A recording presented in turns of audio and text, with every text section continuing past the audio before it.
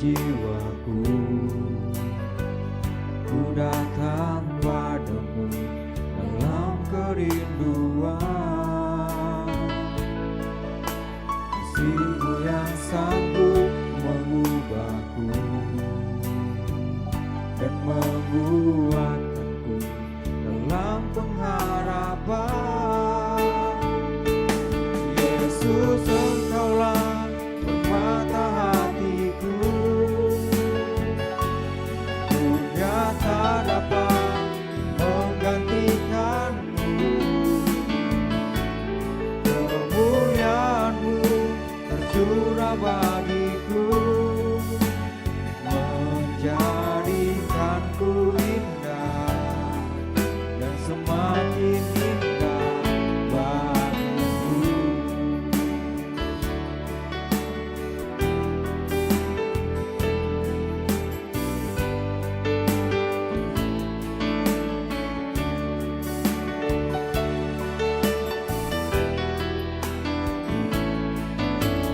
Dengan senang hati dan jiwaku, ku datang padamu dalam kerinduan, kasih-Mu yang sanggup mengubahku dan menguatkanku dalam pengharapan. Yesus, Engkaulah permata hatiku, dunia tak dapat menggantikan-Mu.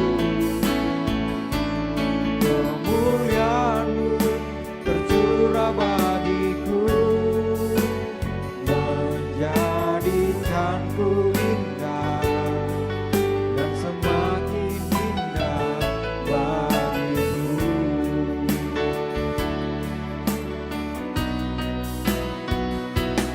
Yesus, Engkaulah permata hatiku, dunia tak dapat menggantikan-Mu. Kemuliaan-Mu tercurah bagiku, menjadikanku indah dan semakin indah bagiku. Menjadikanku indah dan semakin indah bagimu.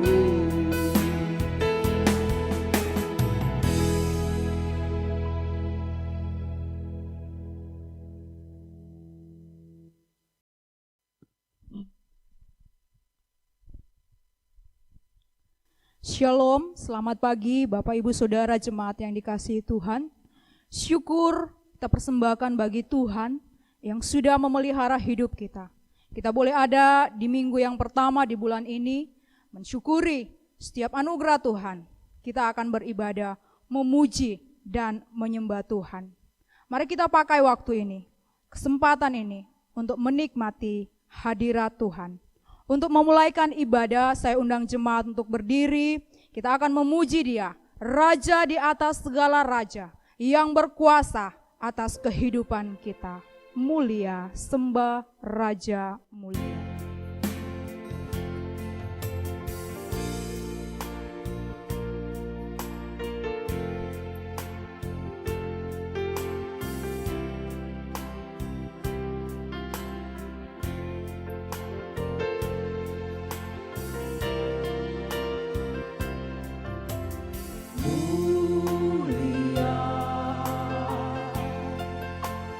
Sembah Raja mulia.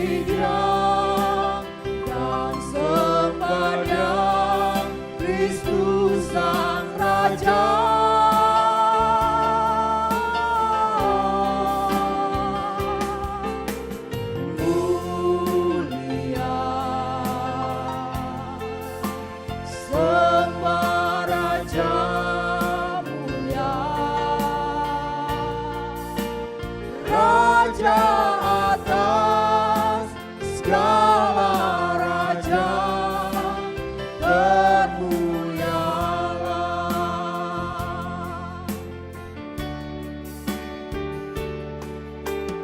Mulia, sembah Raja mulia. Bagi Yesus segala hormat, sembah puji.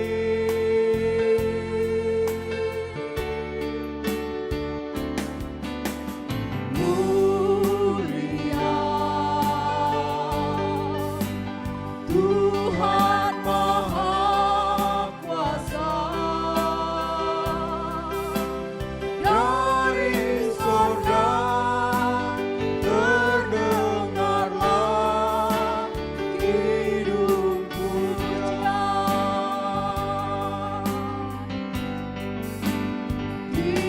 Tinggikan dan muliakan namanya Yesus. Puji Dia dan sembah Dia, Kristus Sang Raja.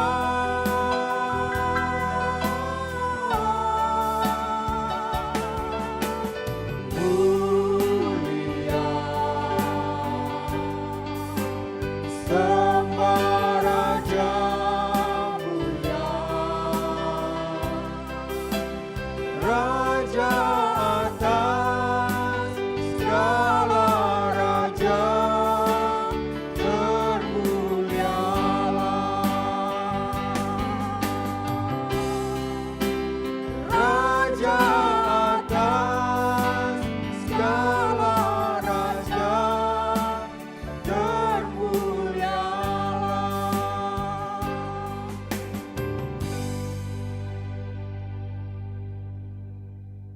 Nats pembimbing kita yang akan menuntun seluruh rangkaian ibadah kita saat ini terambil dari 1 Petrus 3 ayatnya yang ke-18.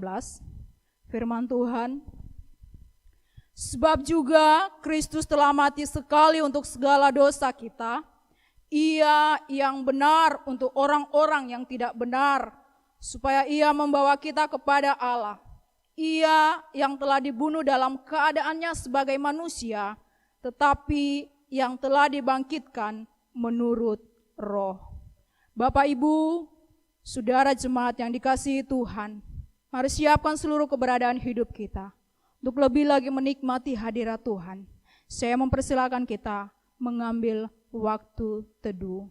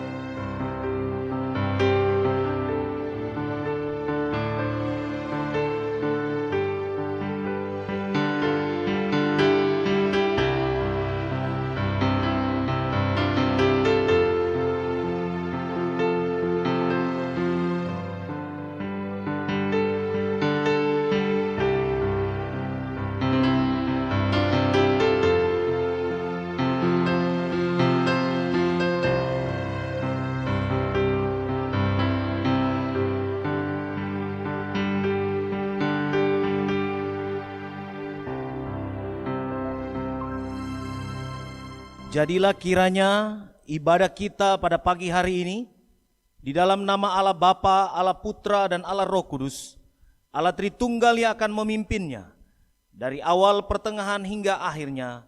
Haleluya. Amin. Jemaat silakan duduk kembali.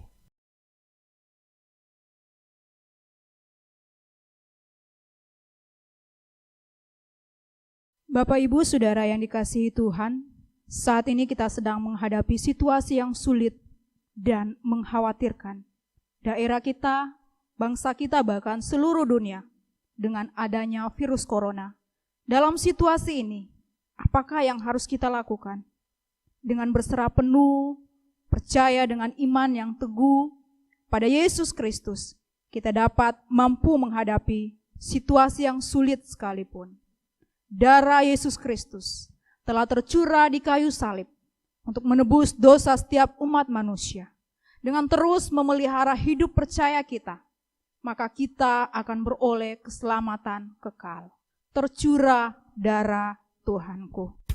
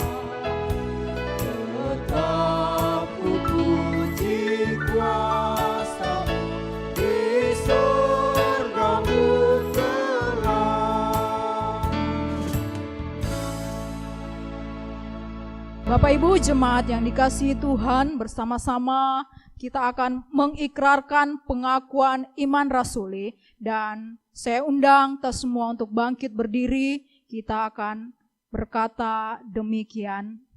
Aku percaya kepada Allah, Bapa yang Maha Kuasa, Khalik langit dan bumi, dan kepada Yesus Kristus, anaknya yang tunggal Tuhan kita, yang dikandung daripada Roh Kudus, lahir dari anak darah Maria, yang menderita sengsara di bawah pemerintahan Pontius Pilatus, disalibkan, mati dan dikuburkan, turun ke dalam kerajaan maut, pada hari yang ketiga bangkit pula dari antara orang mati, naik ke surga, duduk di sebelah kanan Allah, Bapa yang Maha Kuasa, dan dari sana Ia akan datang untuk menghakimi orang yang hidup dan yang mati.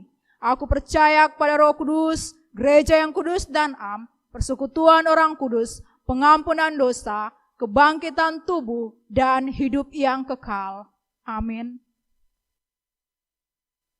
Kita akan masuk dalam doa syafaat yang akan dipimpin oleh Bapak Gembala. Baik Bapak Ibu Saudaraku yang dikasihi Tuhan, mari kita satu dalam doa. Terpujilah Engkau, ya Allah, pencipta langit bumi sekalian isinya, Allah yang telah datang ke dalam dunia di dalam Yesus Kristus, lalu menjadi penebus setiap kami orang-orang berdosa. Kami bersyukur ya Tuhan untuk berkat rahmat kasih karunia yang Kau curahkan bagi kami. Keselamatan kekal yang Kau meteraikan bagi kami, sungguh tak dapat kami balas dengan apapun. Kami hanya dapat bersyukur dan terus bersyukur atas semuanya itu. Terlebih juga ya Tuhan, kami bersyukur untuk berkat jasmani yang Engkau sediakan bagi setiap kami hari lepas hari. Bahkan dalam menghadapi berbagai macam pergumulan kehidupan, kami tahu Engkau ada bersama dengan kami.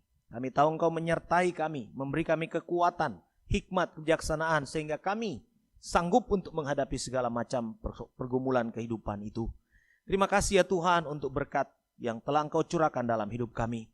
Pada saat ini juga kami ingin menyerahkan seluruh keberadaan kami, jemaat Tuhan. Kami mau berdoa ya Tuhan, kiranya Engkau terus memberkati setiap jemaat-Mu dimanapun berada. Tuhan yang akan menolong dalam berbagai macam pergumulan kehidupan. Yang sakit Tuhan jamah, Tuhan yang akan menyembuhkan mereka. Yang dalam pergumulan kehidupan, Tuhan beri hikmat, bijaksanaan, sehingga mereka sanggup untuk menghadapi setiap pergumulan kehidupan. Tuhan yang akan mencukupkan segala keperluan mereka. Dan biarlah kami semua boleh berada dalam keadaan baik sebagaimana yang Tuhan kehendaki. Terima kasih Bapa di surga, kami mau berdoa, menyerahkan setiap rumah tangga, menyerahkan setiap pekerjaan kami, menyerahkan setiap pelayanan kami. Kiranya Tuhan yang akan memberkati, sehingga semuanya boleh kami laksanakan dengan maksimal dalam kekuatan dari Tuhan. Nama Tuhan dimuliakan melalui apa yang kami kerjakan. Studi kami masing-masing juga Tuhan berkati, sehingga semuanya boleh berjalan dengan baik. Tuhan Bapa di surga, kami mau berdoa, menyerahkan saudara-saudara kami yang berulang tahun di hari sepanjang minggu ke depan ini. Tuhan yang akan memberkati mereka, berikan pertumbuhan iman seiring bertambahnya usia. Bagi saudara-saudara kami yang mungkin juga sedang dalam perjalanan di luar kota ataupun di mana mereka berada, Tuhan yang akan memberikan perlindungan sempurna, sehingga mereka boleh kembali bersama dengan kami di waktu-waktu mendatang. Kami mau berdoa juga ya Tuhan, bagi bangsa dan negara ini. Kami mau serahkan kondisi di dalam penanganan COVID-19 ini. Tuhan kiranya akan memberkati. Tuhan berikan hikmat kebijaksanaan. Tuhan memberkati pemerintah dari pusat sampai ke daerah-daerah. Sehingga pemerintah boleh dengan bijaksana menangani persoalan yang sedang kami hadapi. Tuhan memberkati setiap tim medis yang bekerja di dalam penanganan COVID-19 ini. Tuhan beri perlindungan kepada mereka. Tuhan berikan kekuatan dan kesehatan kepada mereka. Dan Tuhan yang akan menolong mereka untuk memberikan penanganan yang tepat bagi setiap pasien. Tuhan memberkati para peneliti yang sedang mencari obat untuk COVID-19 ini. Tuhan juga memberkati dengan hikmat kebijaksanaan dari Allah. Mereka boleh menemukan obat dari virus ini ya Tuhan. Tuhan, kami mau berdoa juga bagi para pasien yang sedang mengalami sakit karena COVID-19 ini. Tuhan kiranya menjamah mereka satu persatu. Tuhan yang akan menolong, Tuhan yang menguatkan, sehingga mereka boleh sembuh sebagaimana sedia kala. Mereka boleh dikuatkan kembali baik jasmani maupun rohani. Kami mau berdoa bagi keluarga-keluarga yang ditinggal karena COVID-19 ini. Tuhan beri kekuatan, Tuhan berikan hikmat, bijaksanaan, Tuhan beri kemampuan untuk memahami rencana Tuhan bagi setiap mereka. Terima kasih Bapa di surga, kami berdoa bagi daerah kami, Kota Poso dan sekitarnya. Tuhan juga memberkati, Tuhan yang akan memberikan keamanan, Tuhan yang akan memberikan kedamaian, Tuhan yang akan terus memberkati, supaya semua keberadaan kota kami yang tercinta ini boleh selalu berada dalam keadaan baik. Kami mau berdoa untuk peristiwa banjir yang baru saja dialami di beberapa tempat di daerah kami ini. Tuhan yang akan menolong, Tuhan yang akan memberkati, supaya persoalan ini boleh dihadapi dengan baik. Tuhan yang akan menolong supaya setiap orang yang terdampak banjir ini juga boleh diberkati Tuhan, dicukupkan segala kebutuhan mereka, dan mereka boleh tetap memandang kepada Allah, Tuhan Yesus Kristus Juru Selamat yang hidup itu.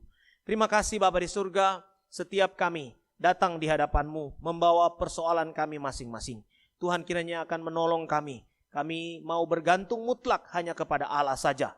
Di dalam nama Yesus Kristus, Allah Juru Selamat kami yang hidup, yang sudah mengajar kami berdoa demikian. Bapa kami yang di surga, dikuduskanlah nama-Mu, datanglah kerajaan-Mu, jadilah kehendak-Mu di bumi seperti di surga. Berikanlah kami pada hari ini makanan kami yang secukupnya. Ampunilah kami akan kesalahan kami, seperti kami juga mengampuni orang yang bersalah kepada kami. Dan jangan bawa kami ke dalam pencobaan, tapi lepaskanlah kami dari yang jahat. karena Engkau punya kerajaan, kuasa, dan kemuliaan sampai selama-lamanya. Amin. Hormat diberi bagi Bapa, Anak, dan Roh Kudus, dari mula sampai sekarang dan seterusnya. Termulia. Amin. Amin. Jemaat silakan duduk kembali. Bapak Ibu Saudara jemaat yang dikasihi Tuhan, bersama-sama kita akan membaca kebenaran firman Tuhan yang hari ini terambil dari Injil Yohanes pasal 19 ayatnya yang ke-15 sampai dengan ayatnya yang ke-19. Saya akan membacakannya.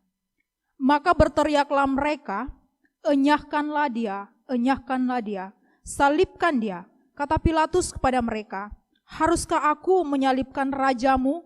Jawab imam-imam kepala, kami tidak mempunyai raja selain daripada Kaisar.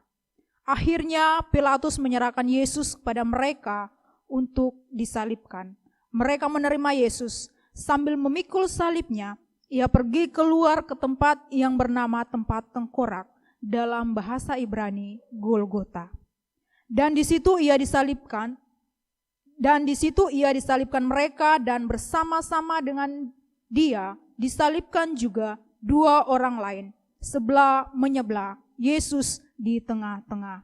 Dan Pilatus menyuruh memasang juga tulisan di atas kayu salib itu, bunyinya, Yesus orang Nazaret, Raja orang Yahudi. Demikian kebenaran firman Tuhan. Yang berbahagia adalah setiap orang yang dengan setia membaca dan merenungkan serta melakukan di dalam kehidupannya setiap hari. Tiba saatnya kita akan memberikan persembahan. Mari siapkan persembahan kita dan berikanlah dengan penuh sukacita. Sambil kita memberi persembahan, kita akan menyanyi dari pujian Bawa Persembahanku.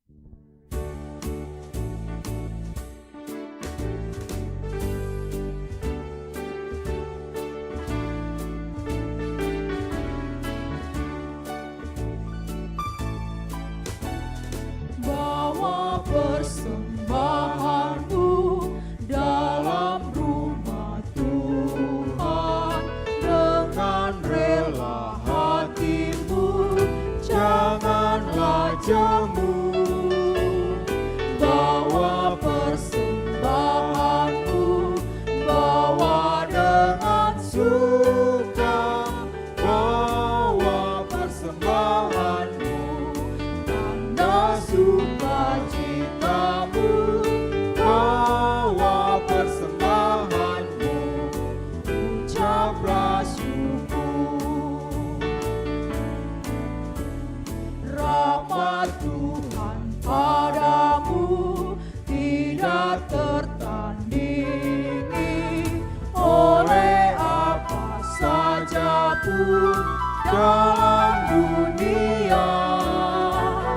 Kasih dan karunia sudah kau terima.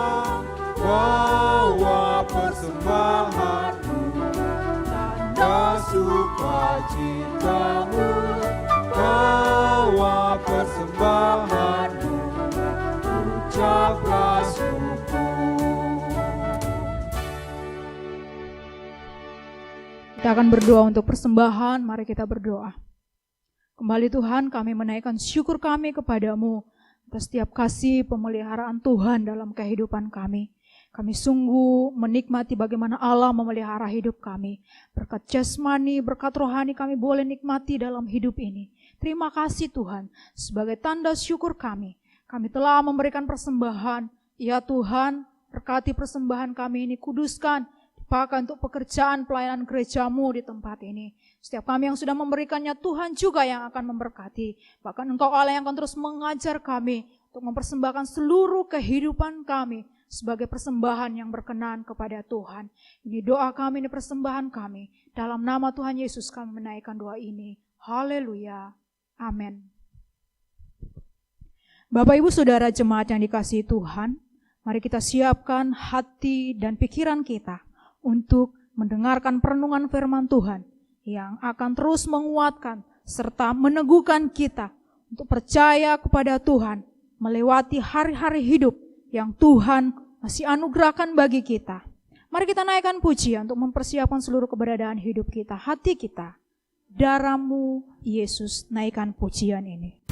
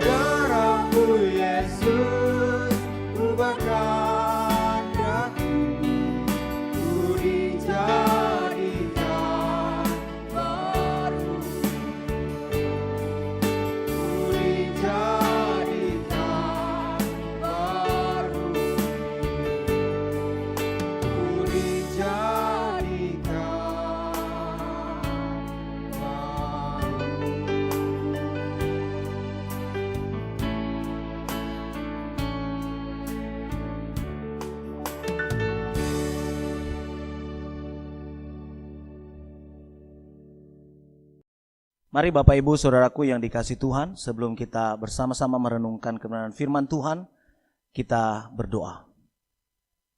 Terima kasih ya Tuhan karena hari ini kami masih diizinkan Tuhan untuk beribadah, dan saat ini kami akan bersama-sama membaca dan merenungkan kebenaran firman-Mu. Roh Kudus kiranya bekerja atas kami, kuasai hati dan pikiran kami supaya kami boleh mengerti firman. Hamba-Mu yang sederhana ini kiranya Tuhan pakai menjadi alat yang baik di tangan-Mu. Sehingga apa yang Tuhan mau, itulah yang hamba sampaikan. Ini doa kami Bapa, dalam nama Tuhan Yesus kami berdoa dan berserah. Haleluya. Amin.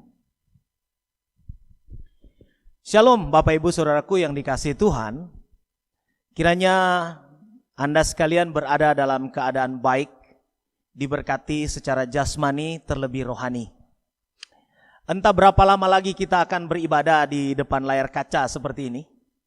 Itulah sebabnya tetaplah kuat dalam Tuhan dan tetaplah membangun persekutuan.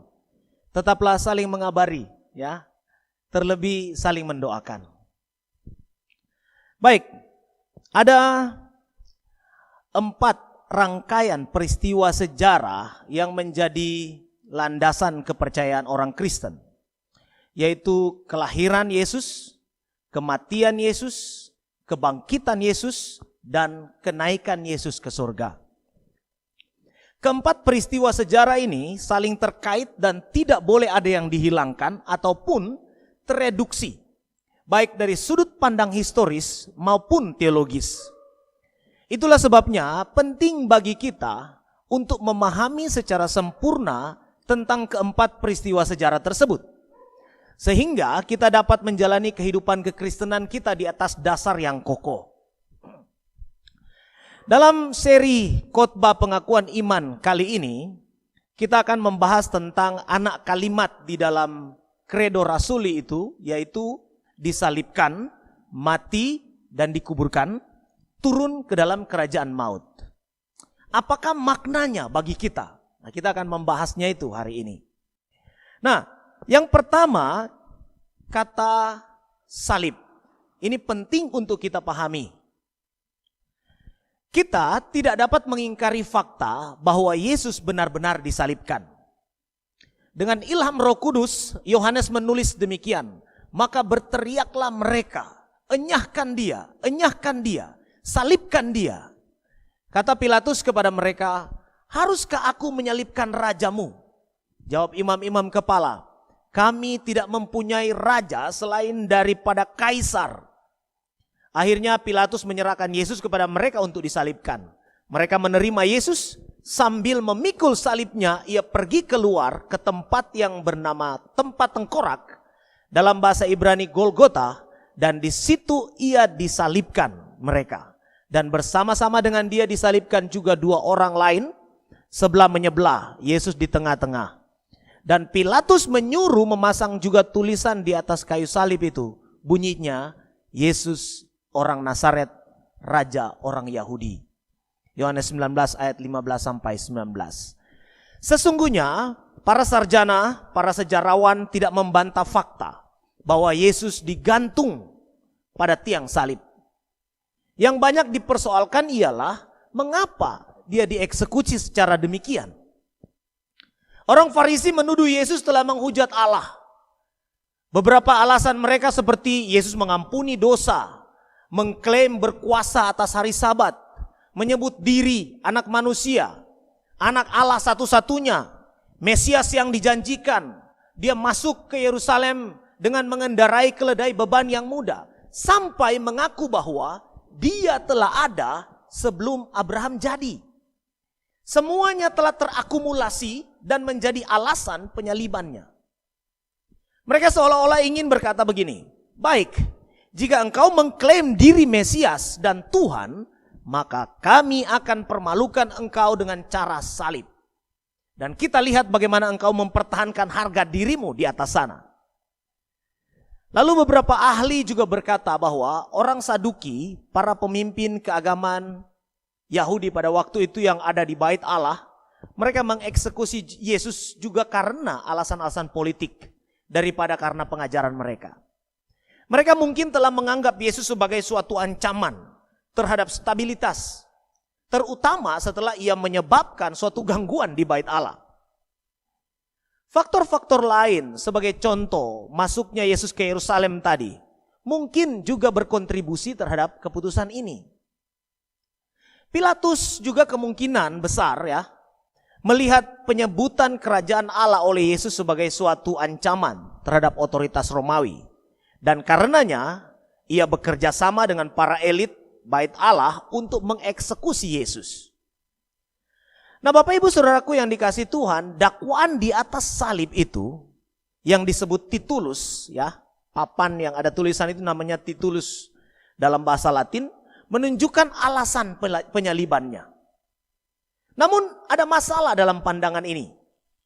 Sebab Alkitab mencatat bahwa Pilatus tidak menemukan kesalahan apa-apa padanya. Jadi salib itu memang adalah sesuatu yang ironis, bahkan suatu skandal. Mengapa? Karena Yesus orang benar dan mati di salib. Yesus mati di salib justru untuk memberikan hidup. Kalau kita cuma melihat apa yang dikatakan Paulus dalam 1 Korintus 1 ayat 22-24 dikatakan begini. Orang-orang Yahudi menghendaki tanda dan orang-orang Yunani mencari hikmat. Tetapi kami memberitakan Kristus yang disalibkan. Untuk orang-orang Yahudi suatu batu sandungan dan untuk orang-orang bukan Yahudi suatu kebodohan. Tetapi untuk mereka yang dipanggil, baik orang Yahudi maupun orang bukan Yahudi, Kristus adalah kekuatan Allah dan hikmat Allah. Mari lihat apa yang diminta orang Farisi dan orang Saduki kepada Yesus dalam Matius 16 ayat 1-4.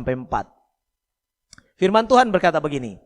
Kemudian datanglah orang-orang Farisi dan Saduki hendak mencobai Yesus. Mereka meminta supaya ia memperlihatkan suatu tanda dari surga kepada mereka. Tetapi jawab Yesus, pada petang hari karena langit merah, kamu berkata hari akan cerah. Dan pada pagi hari karena langit merah dan redup, kamu berkata hari buruk. Rupa langit kamu tahu membedakannya, tetapi tanda-tanda zaman tidak. Angkatan yang jahat dan tidak setia ini menuntut suatu tanda. Tetapi kepada mereka tidak akan diberikan tanda selain tanda Nabi Yunus. Lalu Yesus meninggalkan mereka dan pergi. Lihat di sana bahwa salib adalah tanda atau kuasa mujizat dan hikmat Allah. Karena salib kutuk dosa dihapuskan. Galatia 3 ayat 13. Dan puncaknya salib adalah satu-satunya alasan kita orang Kristen untuk bermegah. Dalam Galatia 6 ayat 14 berkata, tetapi aku sekali-kali tidak mau bermegah selain dalam salib Tuhan kita, Yesus Kristus. Sebab olehnya dunia telah disalibkan bagiku dan aku bagi dunia. Demikian kata firman Tuhan. Bapak Ibu Saudaraku yang dikasihi Tuhan, fenomena kekristenan hari-hari ini, ya, orang senang melihat tanda-tanda ajaib. Pengalaman-pengalaman yang spektakuler itu yang ingin dilihat oleh orang. Ada yang bilang bahwa ia dibawa Tuhan ke surga. Ada yang bilang bahwa dia baru saja pulang dari neraka. Ada yang menunjukkan sebuah sapu tangan yang katanya ajaib dari seseorang yang telah mati. Ada yang mengaku dia baru saja pulang berperang dengan virus Stupid 19 di Kutub Utara. Anda bisa lihat videonya di media sosial. Dan masih panjang lagi daftar tentang mereka-mereka ini. Entah apalah yang menjadi motivasi mereka mengatakan hal-hal yang jelas bertabrakan dengan Injil seperti itu. Tapi saya ingin bertanya kepada saudara-saudara sebagai orang Kristen. Apakah iman Anda kepada juru selamat itu memang membutuhkan hal-hal spektakuler semacam itu? Atau memang tanda salib Kristus saja sudah cukup? Saya percaya bahwa Tuhan Yesus sanggup dan masih sanggup mengadakan tanda-tanda dan mujizat hingga detik ini. Bahkan sampai akhir zaman. Tetapi saya tidak membutuhkan mujizat untuk mempercayai bahwa dia benar-benar Tuhan dan Juru Selamat. Sesungguhnya tanda salib Kristus sudah lebih dari cukup bagi orang yang percaya. Beberapa di antara kita mungkin memiliki perhiasan berbentuk salib, ya. Mungkin anting, mata kalung, atau bros, ya, dan lain sebagainya. Saya punya sebuah kalung salib, ya. Ini dia. Mantap, ya. Ini kalung salib ini mungkin ini mahal. Tapi yang jelas ini bawa dari tempat jauh. Seseorang memberikan kepada saya, katanya ini dibawa dari Israel. Keren ya kan? Ada kepala salibnya di sini, ya.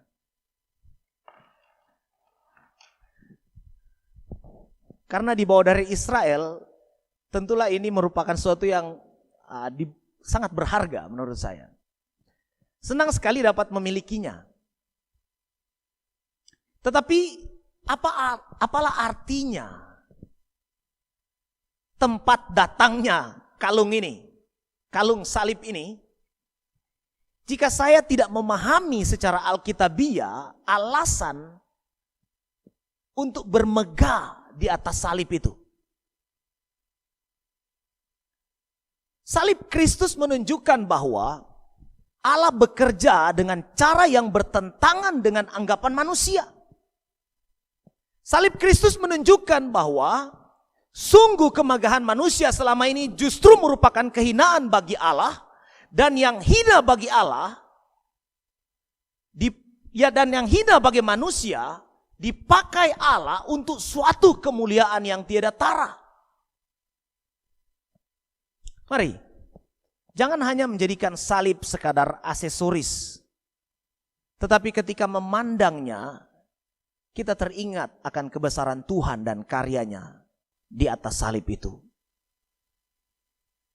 Ini hal yang pertama yang harus kita pahami di dalam anak kalimat pengakuan iman. Lalu kemudian yang kedua, ada kata mati di sana. Dikatakan mati dan dikuburkan. Jadi mari kita mencari tahu makna kematiannya dalam ikrar ini. Dalam 1 Petrus 3 ayat 18 dikatakan, sebab juga Kristus telah mati sekali untuk segala dosa kita. Ia yang benar untuk orang-orang yang tidak benar, supaya ia membawa kita kepada Allah. Ia yang telah dibunuh dalam keadaannya sebagai manusia, tetapi yang telah dibangkitkan menurut roh. Saya pikir kita tidak perlu lagi membahas tentang apakah Yesus benar-benar mati atau tidak. Di minggu-minggu menjelang Paskah kemarin, ya, kita sudah membahasnya panjang lebar. Dan terbukti Yesus benar-benar mati, bukan hanya pingsan. Jadi sekarang pertanyaannya ialah, mengapa Tuhan harus mati? Jawabnya singkat, padat, dan sangat dalam, yaitu karena dosa kita. Begini Bapak Ibu Saudaraku yang dikasihi Tuhan, dosa itu adalah sesuatu yang real, yang merasuk ke dalam natur manusia kita. Alkitab itu mulai dari Kejadian pasal 3 sampai Wahyu pasal 20 membicarakan berulang kali tentang dosa manusia dan intervensi ilahi dalam menyediakan keselamatan. Hanya 4 pasal yang mengabaikan dosa, yaitu Kejadian 1 dan 2 pradosa, dan Wahyu 21 dan 22 pos dosa. Jadi meskipun dosa ini bukanlah sebagian dari sejarah manusia mula-mula, ia menjadi kenyataan utama sejarah manusia seterusnya.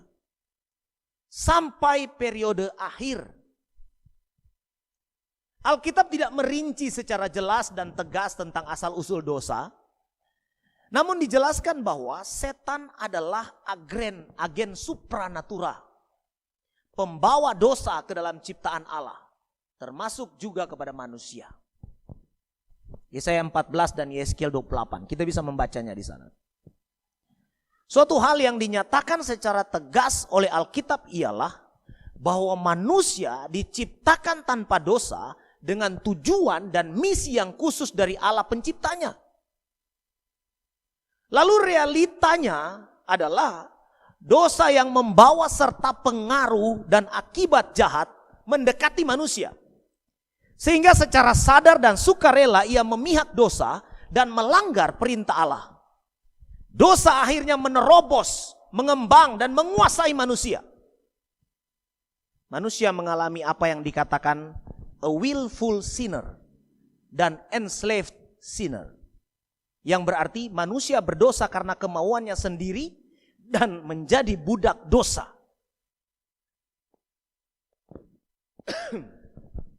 Bukan hanya itu. Dosa itu bersifat dalam dan berakibat fatal. Alasannya ialah karena dilaksanakan terhadap Allah, berarti melawan Allah. Segala sesuatu yang bersifat tidak harmonis dengan pribadi dan karakter Allah adalah dosa. Alasan yang kedua karena mengikuti setan. Ketika kita berbuat dosa, otomatis kita ikut setan. Dan alasan yang ketiga karena dosa membuat kepribadian manusia lumpuh secara total. Akibatnya manusia tak berdaya menyelamatkan diri sendiri. Singkatnya, manusia telah mengalami kematian rohani. Lalu, siapakah mereka yang terlibat dosa itu? Jawabnya adalah seluruh dan semua manusia terlibat dosa.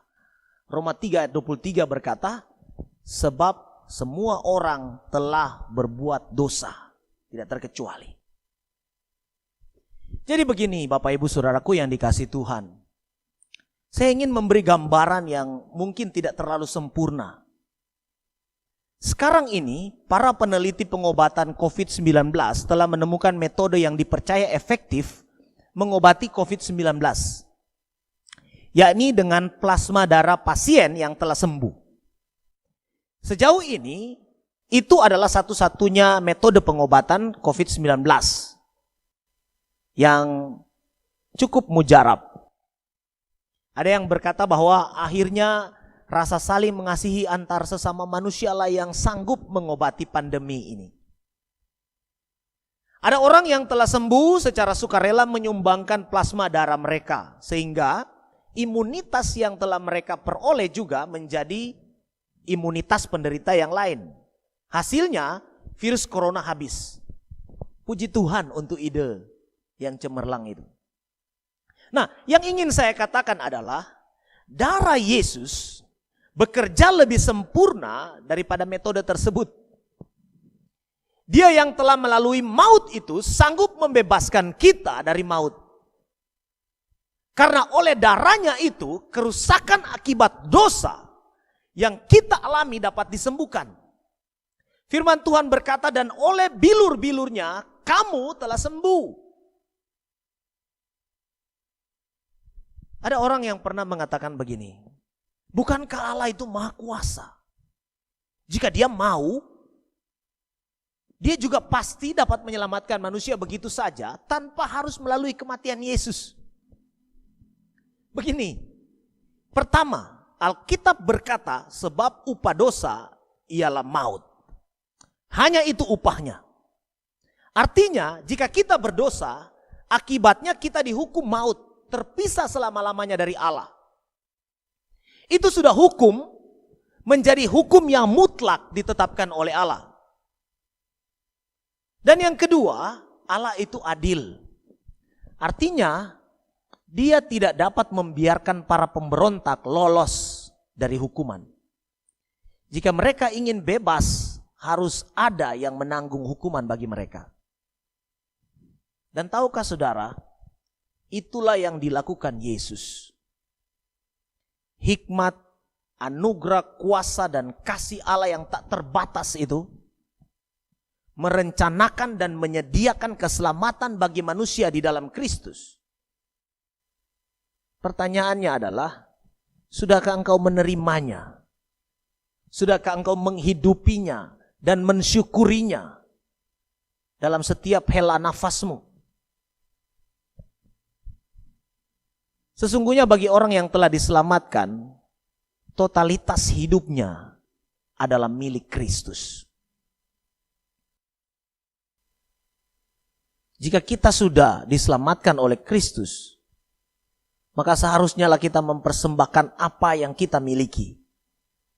Seharusnya lah kita bersyukur karena kita tidak masuk lagi ke dalam alam maut, terpisah kekal dari Allah. Lalu hal yang ketiga yang penting untuk kita pahami dalam anak kalimat itu adalah turun ke dalam kerajaan maut. Disalibkan, mati dan dikuburkan, turun ke dalam kerajaan maut.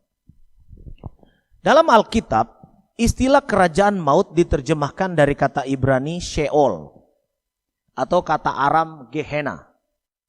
Ada juga kata Yunaninya Hades. Harus dipahami bahwa istilah-istilah tersebut tidak melulu berarti neraka yang penuh dengan lautan api. Dalam arti tempat siksaan kekal. Di beberapa tempat istilah Hades juga menunjuk pada tempat peristirahatan atau penantian bagi orang mati. Nah selanjutnya beberapa ahli menerangkan bahwa anak kalimat turun ke dalam kerajaan maut dalam pengakuan iman rasuli ini dirumuskan berdasarkan Nats 1 Petrus 3 ayat 19-20. Mari kita baca. Dan di dalam roh itu juga ia pergi memberitakan Injil kepada roh-roh yang di dalam penjara, yaitu kepada roh-roh mereka yang dahulu pada waktu Nuh tidak taat kepada Allah. Ketika Allah tetap menanti dengan sabar waktu Nuh sedang mempersiapkan bahteranya, di mana hanya sedikit, yaitu 8 orang yang diselamatkan oleh air bah itu.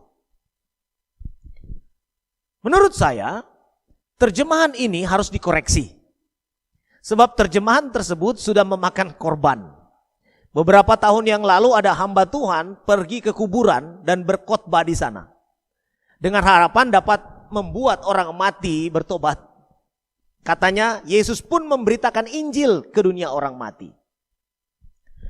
Jadi frase memberitakan Injil di sana diterjemahkan dari kata Yunani ekeruxen, dari kata kerja kerukson, yang dapat berarti proclaim aloud, announce, mention publicly, juga preach. Artinya memproklamirkan, mengumumkan, mempublikasikan, berkhotbah. Yang menjadi masalah ialah tidak terdapat kata Injil atau Evangelion dalam teks ini. Kalau begitu, untuk apa Yesus turun ke dunia orang mati? Jawabnya ialah memproklamasikan kepada semua orang di sana bahwa dia telah menyelesaikan tindakan penebusan itu. Bahwa bagi mereka yang percaya kepada janji penebusan ada keselamatan, dan bagi mereka yang tidak percaya ada hukuman. Belakangan ini, pandemi COVID-19 membuat kita seperti terbiasa melihat kematian. Di seluruh dunia, ribuan orang meninggal dalam waktu yang begitu singkat. Betapa hancurnya hati ini ketika ditinggal mati oleh orang yang kita kasihi. Yang mana bahkan untuk menyentuh dan menangisi mereka dari dekat saja, kita tidak dapat. Saya yakin, sesering apapun kita menyaksikan kematian, tetap saja itu merupakan sesuatu yang menakutkan. Dan kita semua tahu bahwa tidak ada di antara kita yang tidak akan masuk ke dalam dunia orang mati. Artinya maut dapat saja menjemput kita di mana dan kapan saja. Jadi sekarang Bapak Ibu Saudaraku yang dikasihi Tuhan, sebelum salah satu dari kita, saya atau Anda, berangkat ke sana, saya ingin memberitahu bahwa kematian Yesus adalah penghakiman. Dan itu berdampak pada semua manusia. Sehingga tidak ada pilihan lain. Menerima berarti mendapat hidup yang kekal, menolak berarti menerima hukuman mati kekal. Sudahkah penebusan Kristus itu berlaku pada diri saudara? Jika belum, janganlah keraskan hati. Terimalah penebus itu sekarang. Sebab kita dapat sewaktu-waktu berangkat ke alam maut tanpa perencanaan. Tuhan Yesus mengasihi saudara. Mari kita berdoa.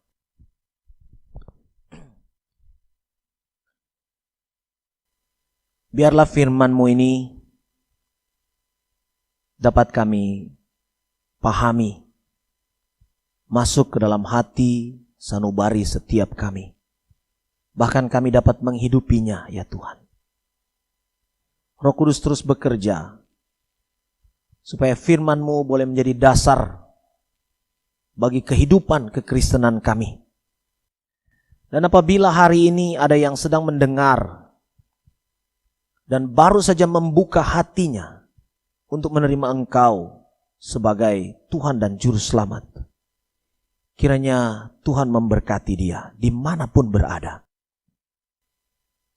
Terima kasih Bapa di surga, kami berdoa bersyukur untuk firman-Mu. Dalam nama Tuhan Yesus Kristus. Haleluya. Amin. Baik Bapak Ibu Saudaraku yang dikasihi Tuhan, mari kita akhiri ibadah kita. Kita nyanyikan pujian doksologi, puji Allah Bapa Putra. Puji Allah Bapa Putra, puji Allah Roh Kudus, ketiganya yang esa, pohon selamat sumber berkah. Amin.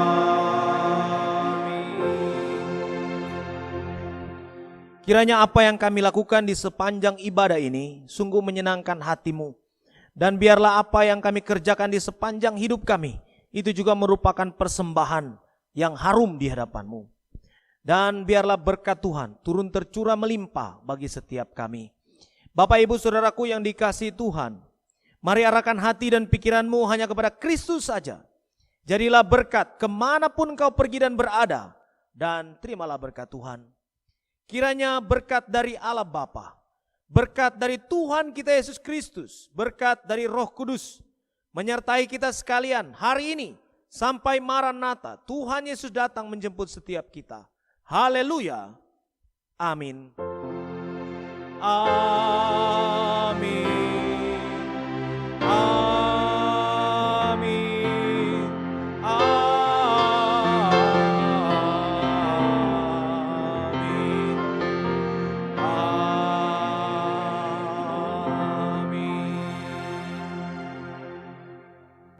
Jemaat silakan duduk kembali, doa teduh pribadi.